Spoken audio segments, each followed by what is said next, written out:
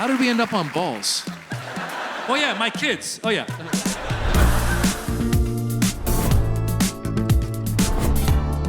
When I talk about this stuff, people are always like, oh, you got tiger parents, your parents don't love you. I think our parents love us. I think we have great fathers. I just think our fathers didn't download all the great dad software. You know what I mean? Like there's just a few apps they're missing. Like birthdays aren't their thing. I mean, I feel like every immigrant father feels like if they brought you to the United States, happy birthday, you know what I mean? Like Starbucks, Wi-Fi, freeways, happy birthday, no more birthdays, go be president. Like that's their policy. One time I was in an interview and this lady was like, describe your earliest birthday memory. I was like, do I have to?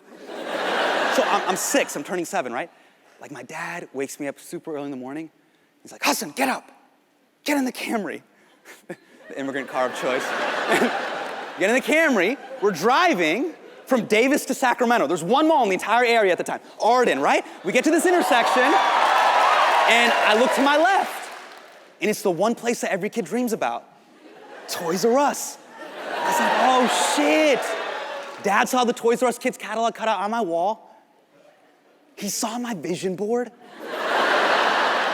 He saw the blue BMX bike that I wanted. He's here to surprise me. Turn left, turn left. Turn left. Then he turns right, and I'm like, Home Depot? No! We're walking through Home Depot. I'm like, Dad, why are we here? Do you know what day it is today? He's like, yeah, it's Saturday. I'm like, no, it's my birthday. Did you forget that it's my birthday? He's like, no, son, how could I forget that it's your birthday? That's why I brought you here, so you could pick out the door handle for the bathroom. And I was like, why don't you have me pick out the toilet?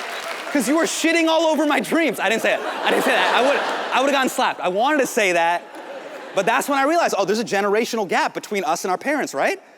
Like, you're gonna fight with your parents, and there's a finite number of hands you can play with them over the course of your life. You know about this, right? Right? You're not gonna be a doctor? Boom, that's a hand. You wanna marry a white girl? Boom, that's a big hand. On that day, I could have lied. I'd be like, I don't give a shit, Dad, you sign me right here, right now. I want that bike. But I was like, no, hang on to your cards. You'll need them later. Like, I had vision as a 6-year-old. Are you guys raising your kids modern or traditional? As modern as possible. Because I started hearing a lot of people complain about things I never knew were supposed to complain about.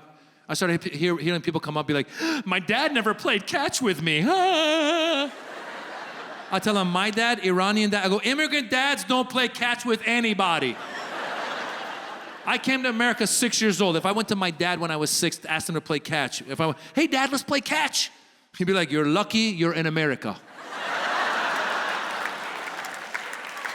You want to play catch? I send you to Iran, you can play catch with Khomeini and Saddam Hussein.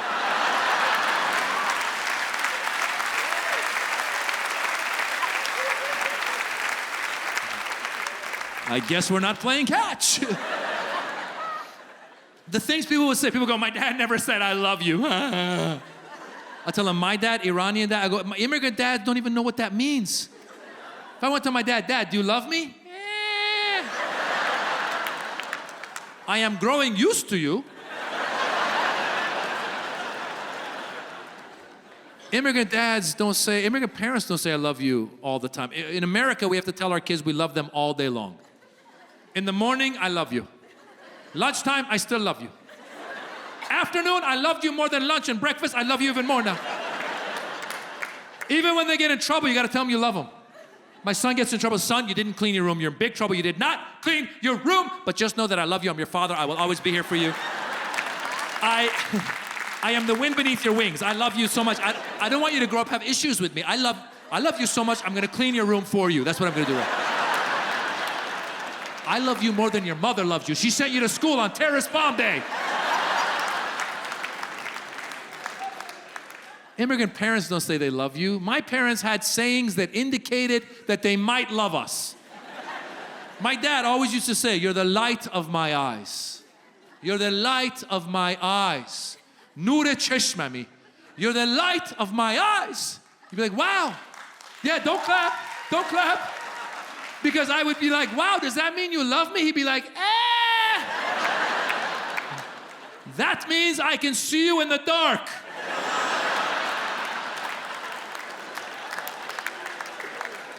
Watch what you're doing.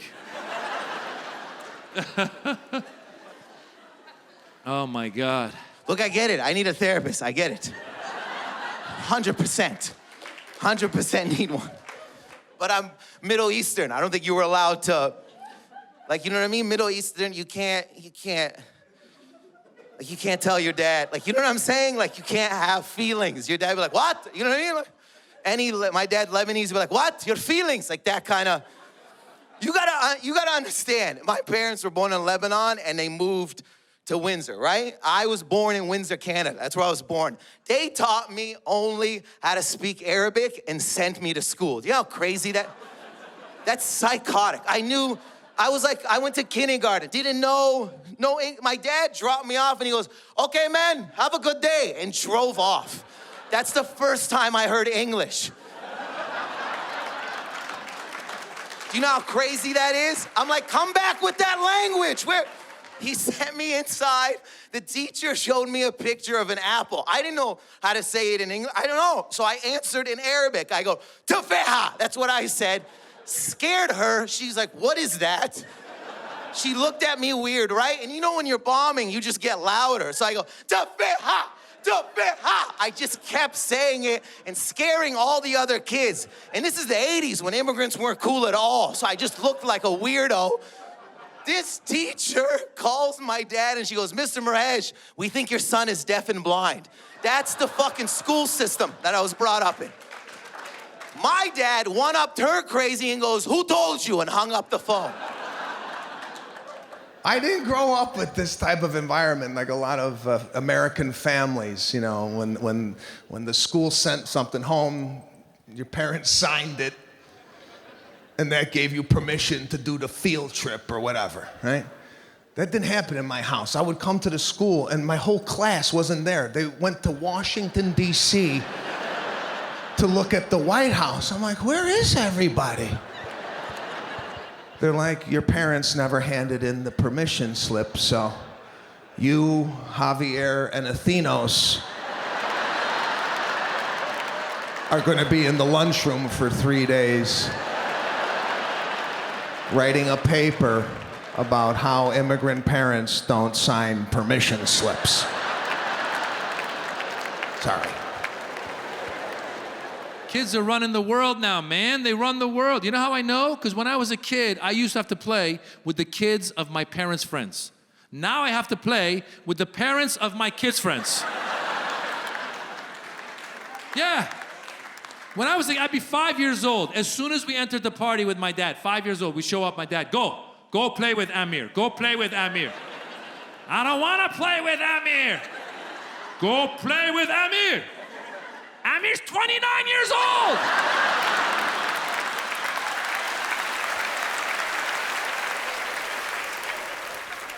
That's not my problem, that's his problem.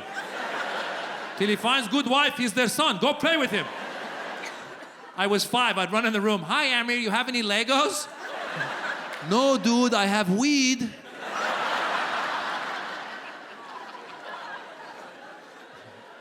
Here's another way I know that kids are running the world. You know how many parties my wife and I have left because the kids need to go home and unwind and rewind and wound down?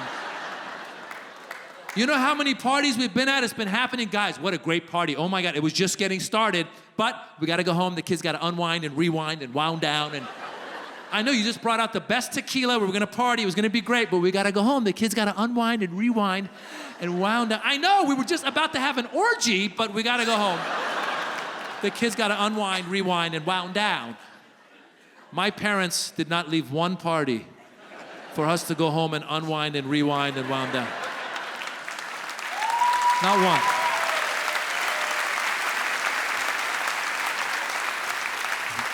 If we got tired at a party, you wanna sleep? Okay, go find a pile of coats. Fall asleep on the coats. Make sure one of the coats is my coat so I don't forget you when I'm going home.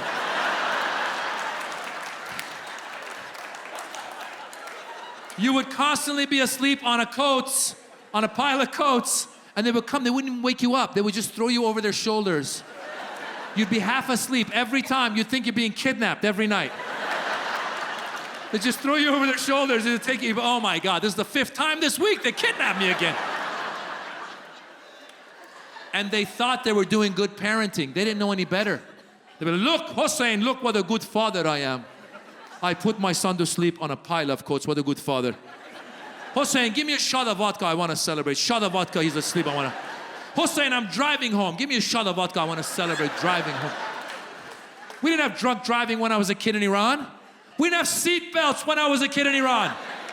You'd be in the back of the car. Every turn, you just end up on a different side.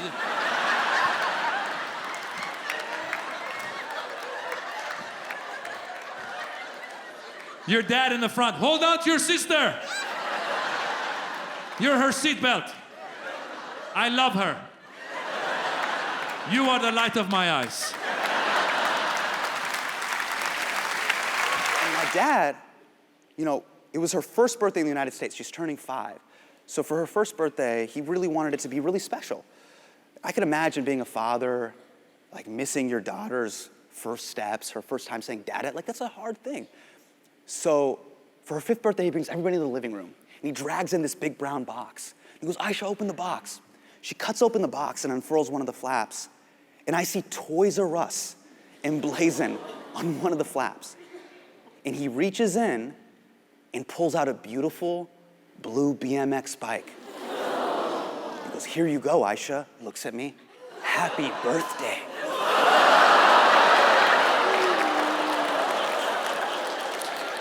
Savage, right? I'm livid. I'm like, yo, when did Home Depot dad become Danny Tanner? This is bullshit. Really? I'm livid. And Aisha senses it. She's like, Hassan, why don't you take it out for the first ride? Lo, you take it out. And I'll be honest, as an elder brother, I felt very entitled to that bike. Thank you, that's my bike. Thank you.